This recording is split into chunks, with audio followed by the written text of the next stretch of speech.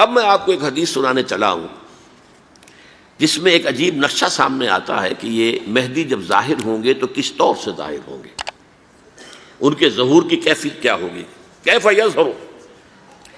یہ روایت ہے حضرت ام سلمہ سے رضی اللہ تعالی عنہا، حضور کی زوجہ محترمہ ہیں، فرماتی ہیں ام سلمہ عن النبی صلی اللہ علیہ وسلم قال یکون اختلاف عند موت خلیفۃ، موت خلیفۃ، حضور نے فرمایا ایک خلیفہ کی موت پر اختلاف واقع ہو جائے گا، خانہ جنگی ہو جائے گی۔ فَيَخْرُجُ رَجُلٌ مِّنْ أَهْلِ الْمَدِينَةِ حَارِبًا إِلَىٰ مَكَّةَ، پھر مدینے کے لوگوں میں سے ایک شخص نکلے گا، بھاگے گا اور جا کر پناہ لے گا اور چھپ جائے گا مکے میں۔ فَيَأْتِيهِ نَاسٌ مِّنْ أَهْلِ مَكَّةِ، پھر اس کے پاس آئیں گے اہل مکہ، مکہ کے لوگ، فَيُخْرِجُونَهُ، اور اسے نکالیں گے، جہاں وہ چھپے ہوئے ہوں گے وہاں سے نکالیں گے۔ وَهُوَ كَارِهٌ، اور وہ بالکل اس کو پسند نہیں کر رہے ہوں گے، نہ وہ خواہش مند ہوں گے کہ ان کے ہاتھ پر بیعت کی جائے، نہ وہ یہ چاہیں گے کہ وہ میدان میں آئیں اور ان کو جو ہے اپنا لیڈر مانا جائے۔ وَهُوَ كَارِهٌ فَيُبَايِعُونَهُ بَيْنَ الرُّكْنِ وَالْمَقَامِ، لیکن لوگ جو ہے پھر اصرار کے ساتھ ان کے ہاتھ پر بیعت کریں گے رکن اور مقام کے درمیان۔ رکن وہ کونا ہے خانہ کعبہ کا جس میں حجر اسود لگا ہوا ہے، اور مقام ابراہیم جو ہے، ان دونوں کے مابین جو یہ علاقہ ہے یہاں پر وہ بیعت ہوگی۔ وَيُبْعَثُ إِلَيْهِ بَعْثٌ مِّنَ الشَّامِ، ان کے خلاف ایک لشکر بھیجا جائے گا شام سے۔ نہیں کہا جا سکتا کہ باسی حکومت اس وقت کی جو ہے اس کی طرف سے کوئی مسئلہ اس طرح کا اٹھ کھڑا ہو، اس لیے کہ ابھی تو بہرحال باسی حکومت وہاں ہے۔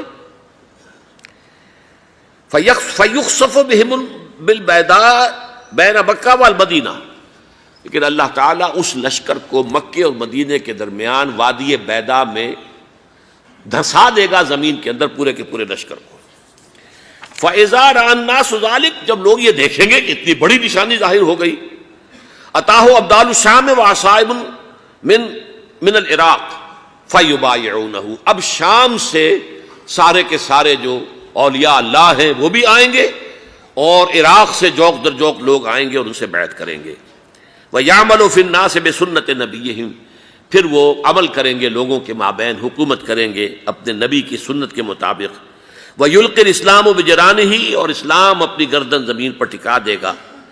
وَالْأَرْضِ فِي الْأَرْضِ، زمین میں۔ فَيَلْبَسُ 7 سنین، پھر وہ 7 برس تک حکمران رہیں گے۔ ثم یتوفا، پھر ان کا انتقال ہوگا۔ ویصلی علیہ المسلمون، اور مسلمان ان پر نماز پڑھیں گے۔ یہ جو میں نے آپ کے سامنے نقشہ کھینچا ہے، اس سے اب میں ایک نتیجہ نکالتا ہوں، اسے بھی میرا گمان کہیے، اختلاف بھی کر سکتے ہیں آپ، اگر اس کو وزنی سمجھے تو قبول بھی کر سکتے ہیں۔ وہ یہ ہے کہ میرے نزدیک ان کے ظہور کا وقت قریب ہے، اور اس کی تھوڑی سی بعد میں مجھے معلوم ہوا کہ جین ڈکسن غالباً نام ہے امریکن اس کا، جس نے یہ پیشن کوئی خبر دی تھی کہ 1962 میں عالم عرب میں ایک بچہ پیدا ہوا ہے کہ جو وہاں کا نقشہ بدل کر رکھ دے گا۔